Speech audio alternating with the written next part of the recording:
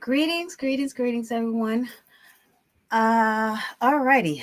So it is Wednesday. I know you guys are used to me going live on Thursdays, but it is Wednesday. I am Tawana Blassingame, CEO and editor-in-chief of Queen Size Magazine. I am also the executive producer of the Full Figure Industry Awards, and I am your host. Welcome to From the Office of Tawana Podcast. Ooh, I'm telling you, I need to get some claps and some music going on when I say that. So, if you missed last week's show, we discussed the plus industry, where we are and where we're going. Definitely go back and check that out.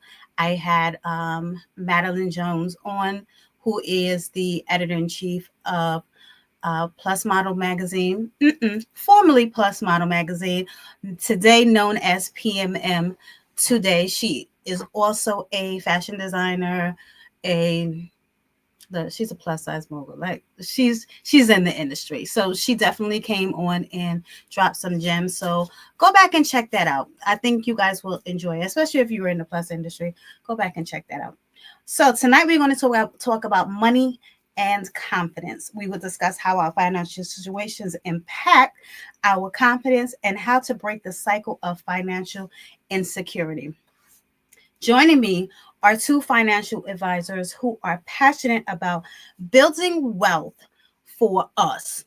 Okay. We had some conversations in the green room, and we had to hit the pause button because we were going in. So I am happy to bring them both on into the show. Hold on, we're gonna bring Natalie in first. This is a familiar face, y'all. Most of y'all know Natalie, and this one right here. Listen, some of y'all know Jeff. I had the opportunity of meeting Jeff online when I posted that I was doing this topic, and somebody was nice enough to tag him. So I don't know who it was. I don't remember, but thank you for tagging Jeff. I am going to let these two humans to tell you guys who they are and what they do, because I won't be able to do them any justice.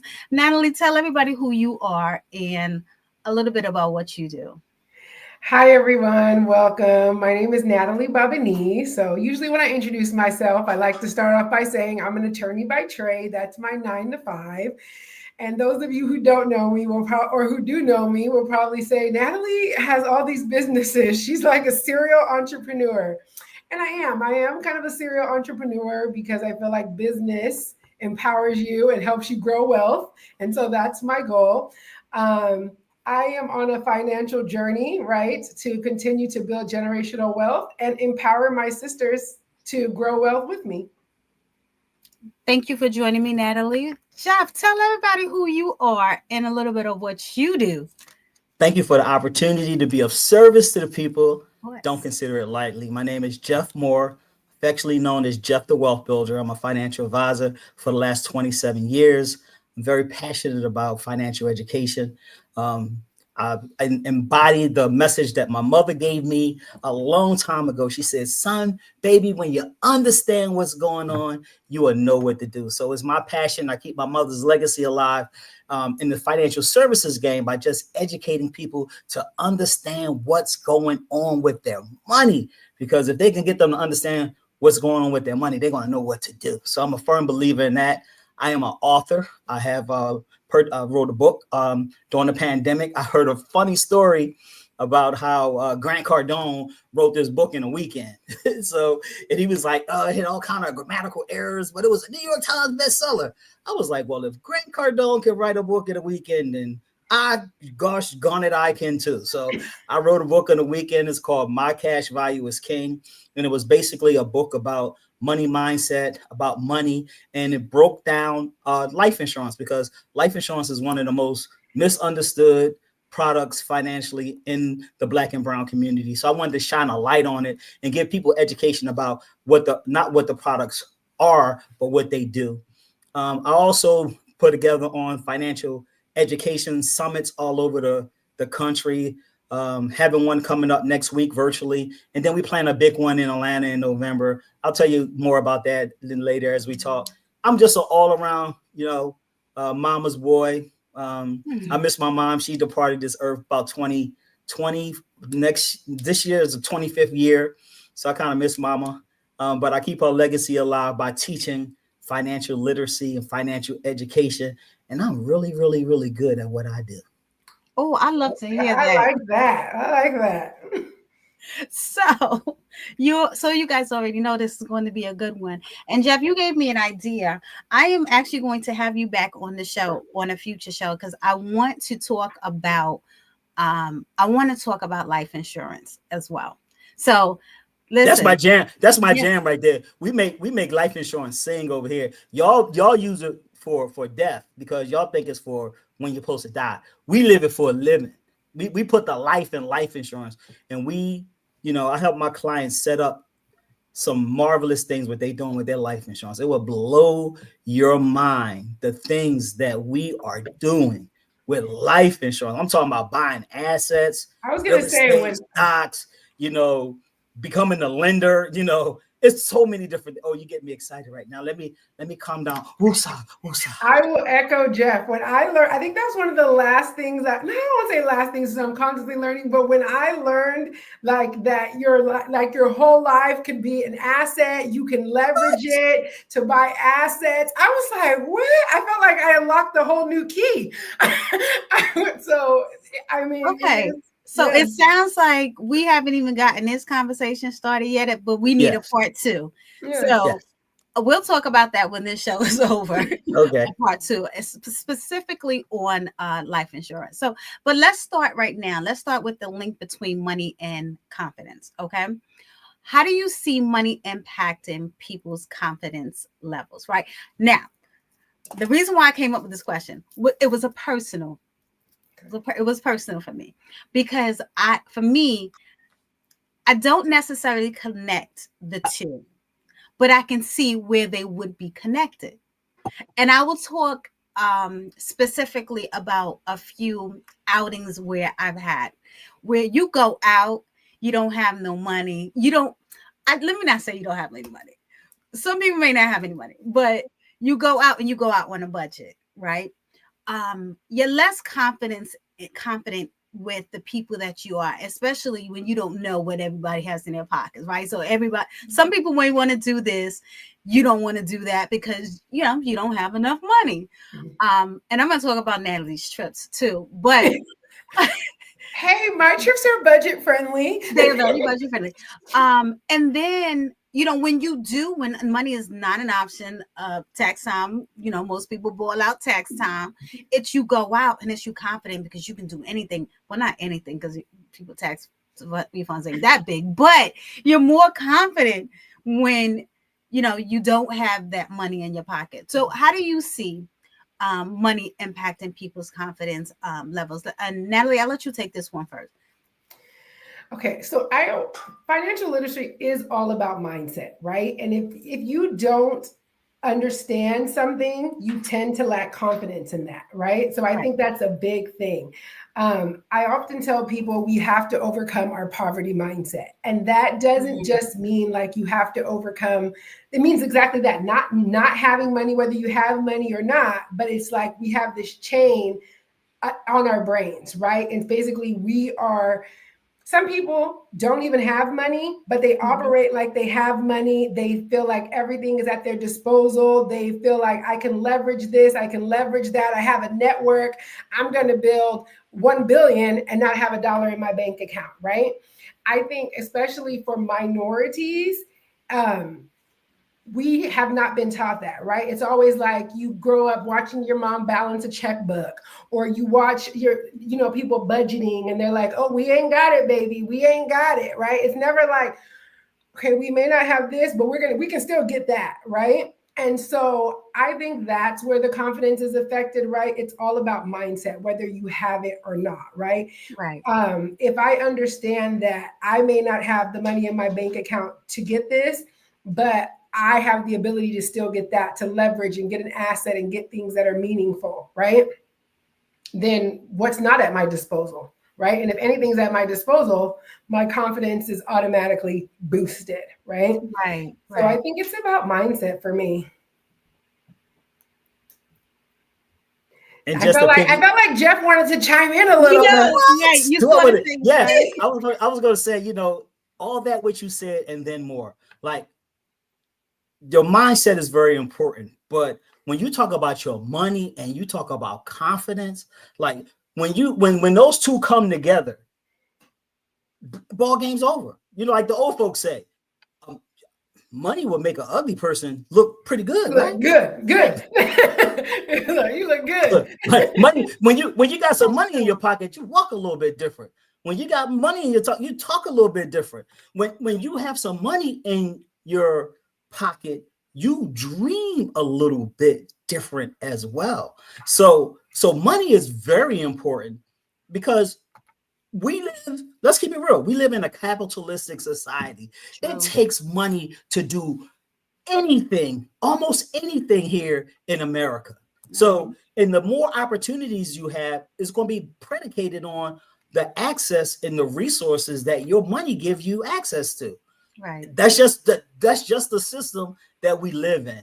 So it's very, very important that you start to do some things differently when it comes to money and confidence, because as your money increases, as your money gets into a position where you are in control of it, it's definitely going to change your confidence.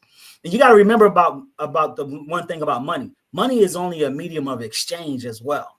So in those things, like what Natalie said earlier, when you are in position to do kind of things from a mental standpoint as it relates to your money, everything is different. And that's like I like to tell my clients, like, as far as when you look at money, if we could just tweak some little things that we've been doing or have not been doing from some things that we have not been taught, if we could just get some right education, like when you get money, the first thing you're supposed to do when you get some money is you're supposed to save it first before you do anything with it. Mm-hmm. And if you could just make that one little adjustment just by saving money before you spend some money, one thing's for certain and two things for sure, you always gonna have some money. If you could just make that one little adjustment, just save money first before you spend. And one thing I've learned in this life that I'm living in, Lord willing, how old would I be this year? Oh, Jesus. I think I'll be 57. I think I'll be 57 this year. He said, I think, yeah.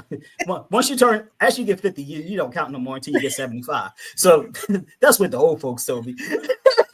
But once you get to the point where you start to save money first before you spend money, you will always have money. And then there is no situation outside of death that if you have money saved, you can't address it. You can deploy money over to anything that's going on in your life if you have it outside of death. So that's why it's important. And that's why it elevates your confidence when you have it. And that's why it sucks away your confidence when you don't have it. Yeah. Something I wanted to add or say is also that we have to look at what we're comparing to in our community as well, right? Sometimes you said like, oh, I'm going out, right? And Tawana, you know me, people will be, right? Like people will say, Natalie, stop like acting broke. Like what? And they're like, we know that you're not broke. And I'm like, and right. You do know that. And I'm still not about to spend this money on these $300 meals with you guys. So call me later and I will come hang out with you guys later. But there's a time and a place. Now if it's your birthday and you're my girl, I'm coming. But if we're just going on a whim because y'all want to spend $300 brunches, I'm not interested. Right. And so and that's because, right, like I've trained my mind, right? And I have trained my mind because it's just, and I also think like how I got here, there's foundational things that took place for me to get here. And I always try not to lose those because I'm still very young in my life, right? And so I think sometimes we compare to things that are really not things that we should be admiring, right? In our community. Like we're admiring Jordans and we're admiring $300 brunches, right? When I think that's starting to change now, Natalie. Natalie, I think that's starting to change. It is, but it is in a way, but I think that's also, it might be Jeff, but it may just be who you surround yourself with that you think it changes, right? True. And that's why it's important that we continue to have these kind of see it kind of changing. Natalie, you are you going in slow like sometimes in a month. motion. You like Matrix out here. Can you guys hear me? Oh no. You I don't know what happened there. Is it still slow or am I back? I think you're on. Am I back or am I still slow? You're back. You're good. I'm good. Okay. That was just a brief commercial, you guys. JK. Jeff, I agree. I think it's changing, but not so much, right? I think maybe I just change the people that I follow or change the people that I'm around, right? Because sometimes when I dive off into another circle or get invited here, I remember that, maybe it's changed for me and this circle that I'm with, but it still remains, right? So I agree, we've made progress, but we have a long way to go. Yes, we do have a long way to go because, all throughout Instagram and TikTok yesterday, they were showing the kids in Florida bowling out for high school prom. And you should have seen the cars, and you should have seen the custom dresses, and you should have seen the consumerism, that's been plaguing us for a little while. Now, it's okay that you ball out.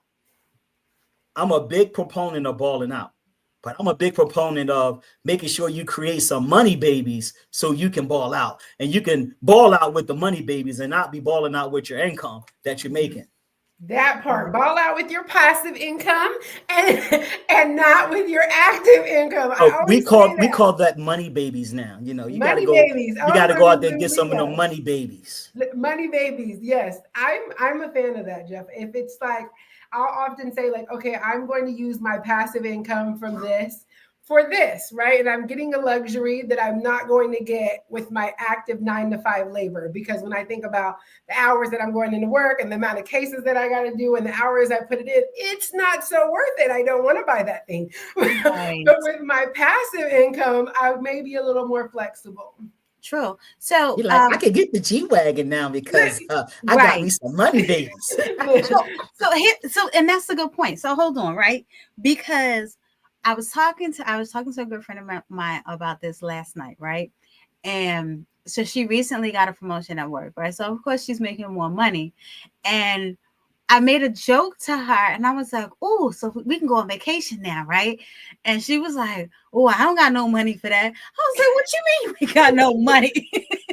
But, it was a joke. And we talk about this because she's also in the finance field. And we were talking about how, people are used to living from paycheck to paycheck. People are used to living on a certain budget, certain fixed income. And all of a sudden they go and they come into some money, be it a raise or inheritance, whatever the tax, whatever it is, it's all of a sudden, it's like, I'm going to take this money, I'm just going to spend it. And you did nothing. You didn't save it like Jeff said. So it's like you took that money, it lasted 5 minutes and now it's gone. So I want to talk about some practical steps. How can we break the cycle of financial insecurity here? Okay, I'll start first because I think Jeff is going to have a whole bunch of you already nuggets. He's going to go crazy. So I'm going to give. So when I started this journey, right, I didn't come from. It wasn't a generational thing for me, right? It was not a generational thing for me. I think my mom is still living, thank God. And I think she's learning from me, right? Now I started budgeting, learned that from my mom, right? But I took that further, right? And so I didn't come from money. I don't come from money. I didn't come from somebody teaching me finances, right? So if I had to give nuggets, how I started was, Jeff said something earlier. He's like, always save. And I there's this thing that people say, it says pay yourself first, right? And you'll hear it in a lot of financial experts or advisors will say, pay yourself first, pay yourself first. I used to always hear it. I was like Robert Kiyosaki, I would read his book and I was like, okay, they say pay yourself first, pay yourself first. So I started off putting 10% of every money, and I won't even say income, any money that touched my hand, I put 10% in savings, no matter what. People will be like, oh, I don't have enough for savings. Yes, you do. I forced myself to just do that first. Before anything happened, it was paying 10% to myself. It built a discipline in me, right? I built a discipline in me. So if I had to give advice, that would be my nugget. I would say, start saving no matter what. Just start today. Start where you are. Don't say, oh, I'm going to do it next month. I'm going to do it. And I have to get these bills off. I have to get this. No. Start today. Any money that hits your account, 10% should go into a separate savings account. Do not touch it. 10%. That would be my little nugget. That's great advice, though. It really is. I wrote a whole thing about this. Whole money formula. You mentioned something earlier. You said, when you was growing up, and your mom, y'all talked about money and everything, but it wasn't about a formula, a system. We never had those conversations, right? So I'm the youngest of 8 kids. Okay. I'm a first generation wealth builder. I call myself a first generation wealth builder. I'm the first one in my family to go to college, first one to start a business, first one to be a real estate investor, the first. Nice. No time when I was growing up did I ever have a lesson, a blueprint, a playbook about what we're supposed to do with money. Our conversations about money was, I ain't got it. Conversation was, go ask your daddy. Conversation was, you better go out there and get you a job. I've been working since I was 6, scrubbing steps, the whole 9 yards. That's a whole nother story. I'm gonna write a book about this whole life one day. But the most important thing is that we never got no instructions about what to do with the most viable asset that we attain to earn each and every day. And the media and the society that we live in doesn't help, because now you are programmed with so many messages to say, buy, buy, buy, buy, buy, buy, buy. Everywhere you go, someone is encouraging you to buy something, right? And then you get caught up in this lifestyle trap, what a lot of us do. A lot of us have done when we get the jobs and we get the increases and we get the bonuses. You get the pressure. It's a lot of pressure for you to go out here and enhance your lifestyle. You gotta get that $300 Gucci belt. You gotta ball out to Jamaica, and go to Thailand and Dubai, and you gotta go now. You gotta go eat at Ruth Chris Steakhouse. You just got to do those kind of things. You just got to pay raise. These are all of the media messages that we are plagued with every single day. Every time you turn the TV on, somebody's saying it's a sale, come by. Every time you go out your door, it's a sale, come by. We are overwhelmed with messages that say buy, buy, buy, buy, buy. So that's why it is so important to, I call it a pattern interrupt. You got to have a pattern interrupt when it comes to your money, because if you don't, you will get sucked right down the road. When you look back at your life, you'll be like, the old folks say you're supposed to look back throughout your life and say you got a testimony, right? If you don't have a pattern interrupt with your money, you ain't going. You don't have a testimony, all right. You're gonna be having that conversation with the Lord, and the Lord gonna be like, "What did you do with the gifts that I gave you?" You're gonna be like, Facts. "What had happened was I saw something, and I got distracted with my money." So if we don't have a pattern interrupt, game is over. And as Natalie said earlier, the simplest and easiest pattern interrupt you can have is anytime your hands touch money, you save it first before you do anything. We talk about pay yourself first, because we pay ourselves first, because Who do you work for? Savings A lot of people be like, oh, Mhm. I work for Microsoft. Oh, I work for SEPTA. Oh, I work for New York City. I work for the public school system. No, you don't work for those people. Only thing you're doing is trading time for money. Yeah. So when you in a time for trading, time for money, you always got to make sure you pay yourself first, because you are your most viable resource. You are your most you are your most viable player. You are the big deal. So you got to take care of the big deal first. And the way that you do that is simply paying yourself first. And then you got to make sure you do some other things, like make sure you have a what if fund.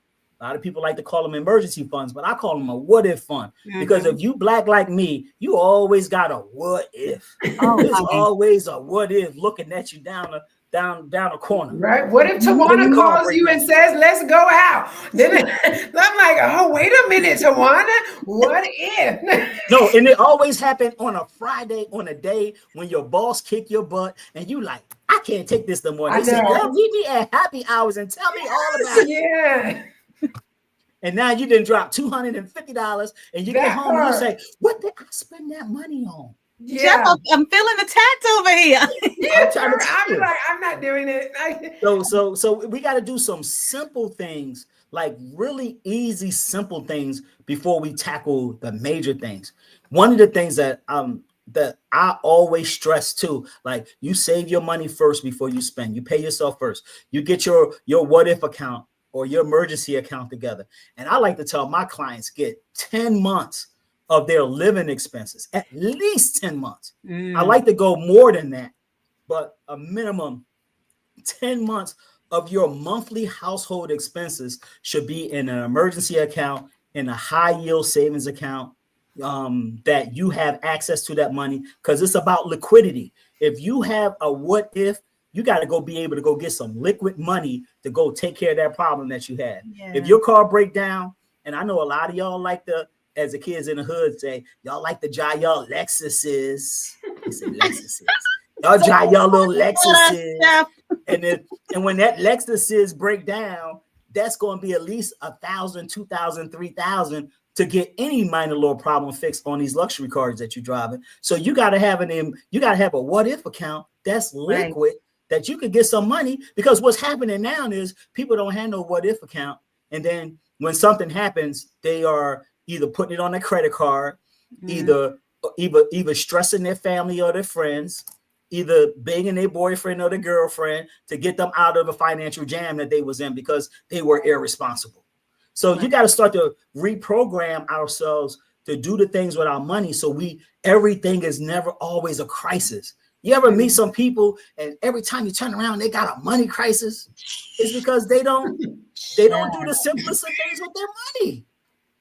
And I think it's about control too. Like, I tell my money where to go. My money's not telling me where it needs to go, right? Like I tell my money where to go. People, that's one that has heard me say it before. Like I've been a practicing attorney 13 years now, right? From when I graduated law school until last year, I drove the same car. And everybody would be like you see Tawana, she's like, child. And I'm telling you, all my friends, they're like, Natalie, you're on property 3. Why are you doing that? Why can't you just get us another car when we come visit? We don't want to be in this beat up car. And I said, I cannot afford another car. And they're like, stop saying that. And I'm like, I cannot. And they're like, yes, you can. Now, see, Natalie, now that's why I'm gonna disagree with you at now, Natalie. Wait, that's why I'm gonna Natalie, that's why I'm gonna disagree with you. Okay, tell me what you're gonna say. Because you can't be an attorney, okay, and you got passive income, yes, and driving a beat up car. Okay, hold on. Where they do that at? Natalie in Maryland. But see, you gotta flip through that big old tax code book, because all of the incentives of the tax code are written in your business that you have right now and in your real estate that you own right now. So you can leverage that tax code to get you a better operating, luxurious, more thing to match Jeff, your attire, and have the government, and then have the government, reimburse you for that. Okay, so listen, I got another car, right? But for the beginning, it just wasn't a priority for me, right? Like when my passive income was going to another property, right? Like I was being actually selected, right? And to me, it really wasn't beat up. When it started getting beat up, then I was like, okay, I'm gonna slowly maybe change it. But it wasn't a priority, right? And it was also, to me, like I said, I always, when I'm making a purchase, right, I flip myself back to how I got to where I am, right? And I don't like to impulse buy. I like to plan things out. I like to be strategic because I feel like I'm at a good level in my journey, but I definitely don't feel like I said, I've been doing this maybe 11 years, 10 years. I don't feel like I'm there yet, right? So all right, Natalie, we're going to talk offline, okay? Because it's all about, you just need a little financial exposure. What? I think I have it. I think you will be proud of you'll be proud of where I am in my 11 years. You'll be like, oh, okay. She's just frugal. I am very. It's okay to be frugal, but it's a difference. Like when you talk about money mindset and when you talk about money management, and when you talk about, I have these pillars that we live by. It's called liquidity, it's called leverage, it's called legacy, and it's called control. It's like these pillars. And then within these pillars, there are opportunities that you can utilize your money strategically to buy goods and services that's going to benefit you, or buy assets that's going to create money babies for you. So it's just a matter of just getting the right type of exposure so you can live life the way that you want to on your terms. Now, what are those pillars again? Leverage, liquidity, legacy, and control. Those sound like somebody's kids' names. What's your name? Legacy, get over here. Legacy, didn't I tell you to sit down? Liquidity sounds liquidity. Liquidity, get over there and watch I would not be mad at that, because if somebody names their baby liquidity, then that means they understand what it means, right? And they have decided. I'm not even that mad at that. If you name that's your a power name. What's your name? Liquidity Johnson. Oh, and this mama probably broke. Stop it. I cannot. No, the mama don't have money. Listen, I can't take no more. So one of the interesting comments, somebody said, my daddy used to say your lack of planning will not become my emergency. And that is so factual. I'm telling you, my lack of planning on your part does not constitute an emergency on mine. I'm telling you, it is not. That is your problem. Listen, and it's funny. My wife's father used to tell her when she ever asked him for anything, and he used to tell her, hey, if I got to go to the bank, and when I go to the bank, I have to give the banker notice when I need money. I just can't go to the bank and take money out. I got to get a banker notice. I mean, it's a different day back when she was a kid growing up, but It's the same kind of principle, because her father was like, you need notice when you need money. Facts. Because you need to know what part of the legacy, the liquidity, or the legacy or the control you're going to pull that money from. Mm-hmm. Which one of them babies got it? Which one of the babies got it? I'm telling whoever's coming to ask for a loan, none of the babies got it. I don't have it. Listen. I could tell you a black tax hack that I learned over the course of my life so people don't ask me for money. Tell us about it. I had to learn this the hard way, because I was everybody's emergency fund. Did you start charging interest? Because I did that. No. Oh, okay. My brother once called me and he said, I need $700. I was like, you need $700? What you need $700 for? He's like, I got to pay my rent tomorrow. I was like, wait a minute. You pay your rent like every month? You pay it every day? You pay it every week? How do you pay your week? I pay my rent every month. So I'm like, every month on the same day, you got to pay your rent, right? So he's like, yeah. So I was like, so why didn't you have your money together and you coming to me the day before to help you to pay your rent? You know what he told me? Because I knew you got it. Oh no. Oh, You ain't getting okay. a dollar.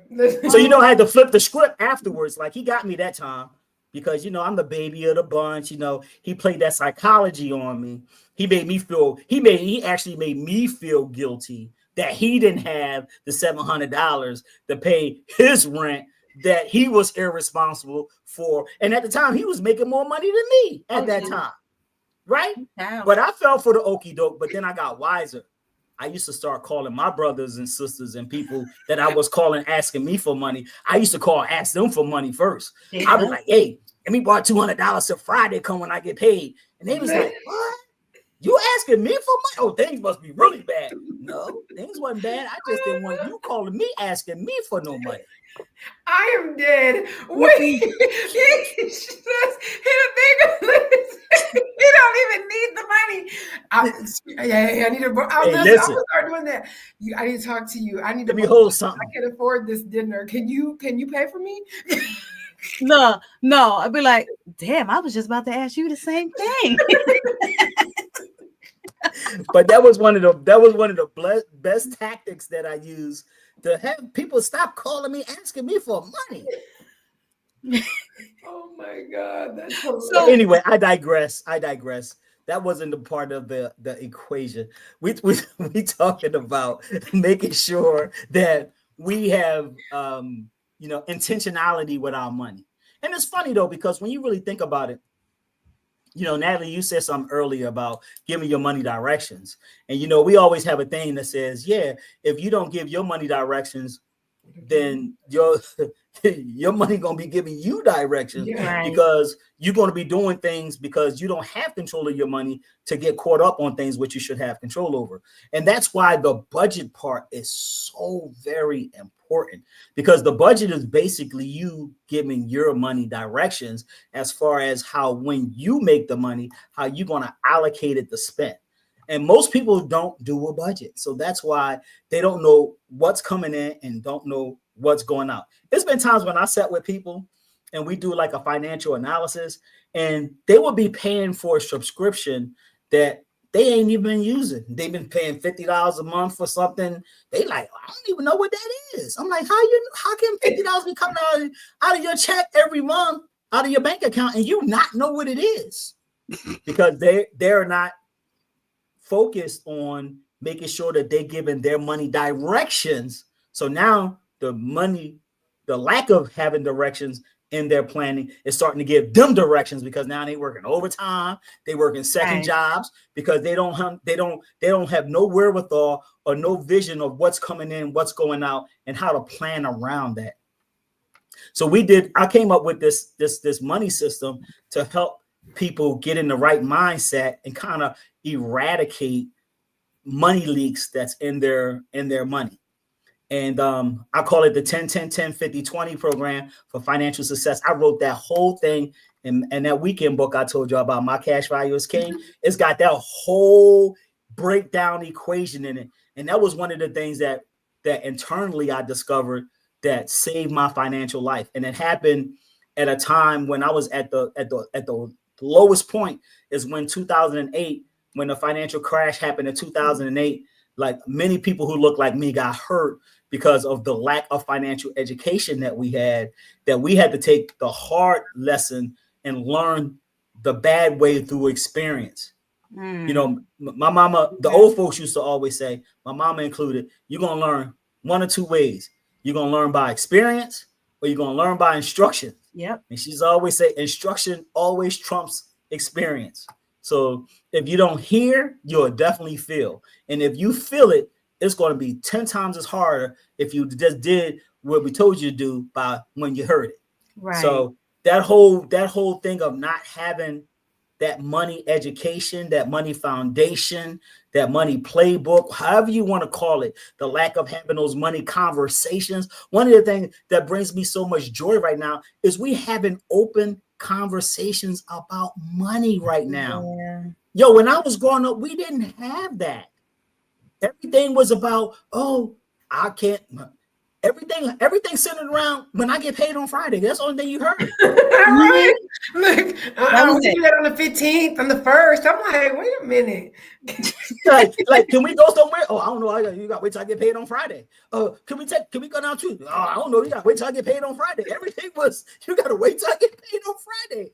So it's important now that, because when we talk like this and we joke around like this, many people, they get the education that they can need, and hopefully that they can change their financial life around. And if you could just do two simple things right now, I'll tell you, a year from today, if you do these two simple things, your money life will be changed forever. And the first thing is paying yourself first and making sure that every time you touch some money that you pay yourself, you put aside 10%, 20%, whatever that percentage is aside. Even if it's 1%, it's just starting. And if you just do that, pay yourself first, and you give yourself a budget, and you start to analyze all the money that's coming in and all the money that's going out, if you did those two simple things and acted upon them, if we having a conversation right now, a year from now, your financial life will be completely different. You will be looking at those things totally different. Your money confidence will be on fleek, as the young kids said. Okay, I don't even know if they say that no more, but old heads say, it don't matter. We can say it. Listen, it'll be on fleek. We just said it. Just said it. So be Natalie, so much different. Natalie, I want to wait. First, let me just go back to these comments. First of all, Jeannie and they laughing so much. Liquidity, sit your ass down. So, y'all lucky I ain't having no more kids. I'm telling you, I would name my child Liquidity. That's liquidity. Yes, it's liquidity, honey. And so we talked about getting life insurance. And Ashley, stay tuned for that, because we're going to have Jeff and Natalie come back to talk more about life insurance, because it is an important thing. I'm gonna tell you, I shouldn't say I'm tired of this. I shouldn't say that, but I need us to get some life insurance, because, when our loved one passed away and you go online and you see, oh, we're raising money to help bury so-and-so and so-and-so, right? These are the things that we have to start teaching our youth. Hey, Tawana, can I just interrupt you? So I know you was in your soliloquy. I understand. I'm so sorry. I ain't mean to interrupt you. Oh, liquidity and soliloquy. Okay, yeah. Liquidity and that's the twins, right? But we talk about life insurance like we've been conditioned to only think about life insurance for death. True. Where in the word life insurance does it ever talk about death? I guess. Well, it never talks about death. It doesn't. But the topic of life insurance in our society only comes up when people die. Our society. Right. In our society. So we got to start to change the narrative, because in other societies, they ain't talking about life insurance for death. That's just one little measly benefit. Right. A lot of these folks are storing cash in their life insurance policy because they ain't never going to pay no taxes on it. Yes. First and foremost, a lot of them are stashing money in their life insurance because they're going to get 5 times or more the interest than they're going to get in the bank. True. A lot of them are stashing that money in their life insurance because they know it can never be, they can never lose it in a lawsuit. Mm-hmm. I agree. Everybody out here trying to catch a case. But when you try to catch that case, or when you're talking to an attorney, she know everybody out here trying to catch a case. So when you got some insurance, that money is suit protected. You can try to catch a case all you want. You ain't touching none of that money in the life insurance. It's so many other benefits, but we only think about life insurance as somebody dying. Every time you hear somebody die in our community, it's like, yeah, any life insurance? That's the first thing to come up. I mean, yeah. Everything is associated with death, but it's a living asset. It's a living ownership piece that you can control, that nobody can take away from you, that that you can use it and go buy other stuff with. Yeah. You can use it to send your kid to college. A lot of people don't know that life insurance contract is the only piece of asset that is not required for you to put on your FAFSA form. When the kids getting financial aid, they don't ask you how much money is in your life insurance contract, but they ask you about how much money you got in real estate. They ask you about how much money you got in your stock portfolio. They ask you how much money under your mattress, how much money in your mama name. They ask you all kind of questions. Who got money in your family? Right, write it all down. Don't give away the show, because you guys have to come back and talk about this, okay? Yes. And Ashley is just going in the comments. I'm not sure if you meant IUL or UIL. I'm not talking about none of that. Okay, he said we're not talking about none of that until the next show. So I agree with Jeff and Tawana, right? I think there's levels to it, Jeff, right? I think Tawana is more talking about when we see we've gone from selling hot plates to pay for a funeral to now raising money on GoFundMe, right? Yeah. Like we do have to get I'm trying to eradicate that from our conversation. Listen, somebody be like, go fund me. No, you go fund me. Jeff is funny. So I want to ask this final thoughts, because you guys are going to come back. Final thoughts on this topic, and just talk a little bit about what you guys have coming up as well. So we're going to start with Natalie and Jeff, and then we're going to close out, because you guys have been amazing. I could talk to y'all all day long. I know. I love it. And we can talk back. Right? We do talk back. Don't talk about it, be about it. Well, I have so enjoyed my time here. And so Tawana has charged me to tell you guys what I have coming up. I have so much coming up because, as Tawana said, as I told you guys earlier, I'm like a serial entrepreneur, right? So I think more of what I will say is that follow me on social media, right? Yes. So social media, I have a couple of platforms, right? I have @Standards Planner, and that will be focused completely and is focused completely on financial literacy, right? One of my guilty pleasures is traveling. I am a co-owner of Fat Girls Travel Too, and we curate trips around the world for plus size women. And so, I say just follow me on social media and you will see everything that I have upcoming. Natalie, you better get you a good tax strategist. You know what's interesting? So I went to an event with one of my pageant sisters. She hosted an event. And I recently, so I will say in the last year, got a tax strategist, right? But it took me a while to get there, right? And I think part of that was mindset. I always understood, not always understood. I did understand that I needed it, right? And I slowly got there. So in the last year, I have done that. That's why I said you will be proud, Jeff. I think you will be proud when you see the portfolio and the strategy. I think you'll say, okay, you probably should have done this 3 years ago, but we're glad that you did it this year. Most important that you get started. That's the most important thing is just start. No matter where you are, just start. Because inch by inch is a cinch. It's the yard that's hard. And too many of us out here are trying to jump a yard. No.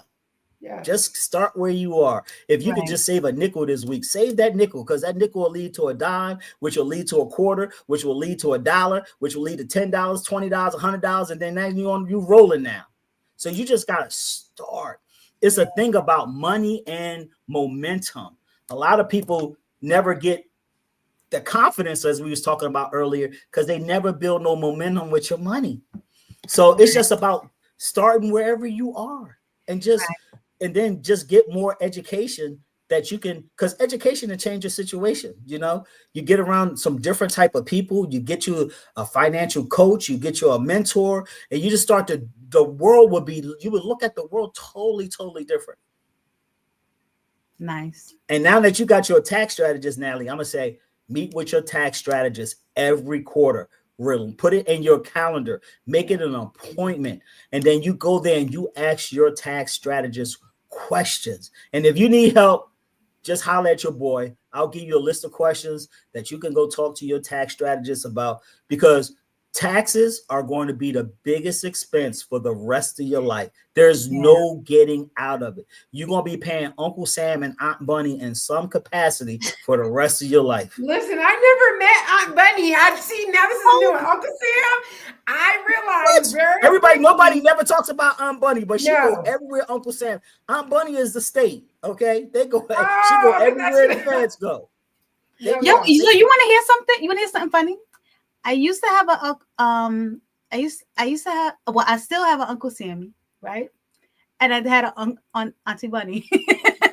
Now you just need that daughter named Liquidity and you good. Yes, you're good. Listen, she might get a niece named Liquidity then. Listen, Liquidity. Go out there and adopt you one. Go out there and adopt your little girl. Your name is Liquidity now. Liquidity. Yes.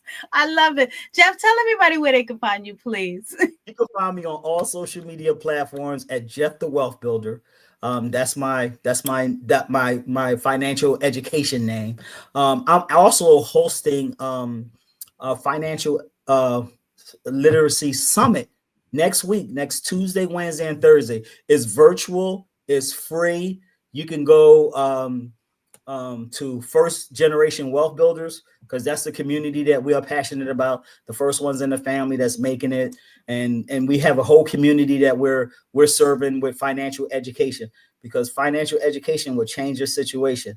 It's firstgenerationwealthbuilder.com, or if you can follow me on any social media, I've been plastering it everywhere for you to come and join the summit that's going to be next week, next Tuesday, Wednesday, and Thursday. It's virtual. You can watch anywhere in the world. It's free. You ain't got no excuse. You ain't got to be like, see, what happened was I don't get paid until Friday. So all of that has been taken out of the equation. We'll be Come there. and learn.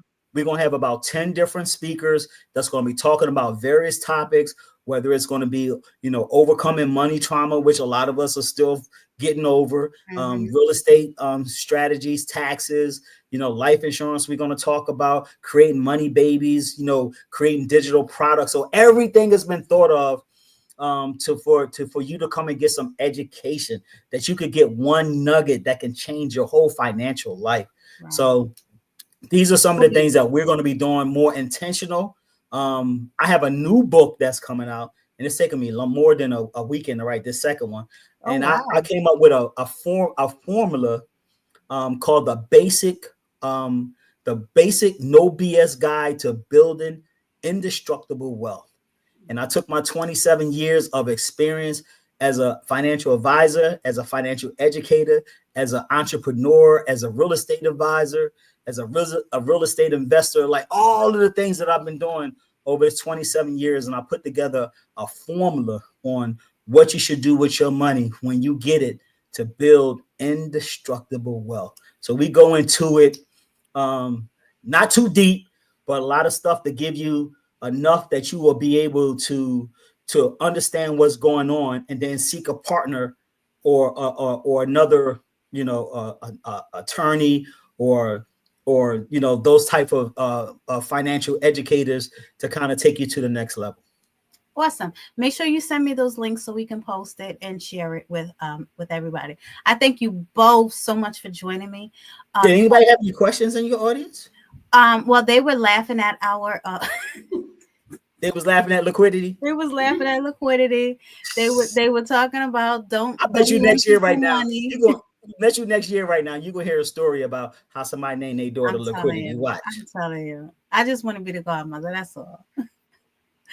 You guys, next week, be sure to come back. We are going to the topic for my next show. Pretty personal. Have you met Perry? Who's Perry? So we're going to be discussing and understanding more about perimenopause. Oh, I knew who Perry was. You're going to get to know Perry. Okay. Perry always hot. What? I cannot. I'm not. I cannot. You guys, thank you so much for tuning in. I very much appreciate all of you. I appreciate your conversations. I appreciate everybody. Make sure you come back next week. Remember to subscribe, weigh in on the discussion via the comment sections. Thanks again, and everybody, and please do be well. And remember to make your dash count. Good night, everybody. Bye now.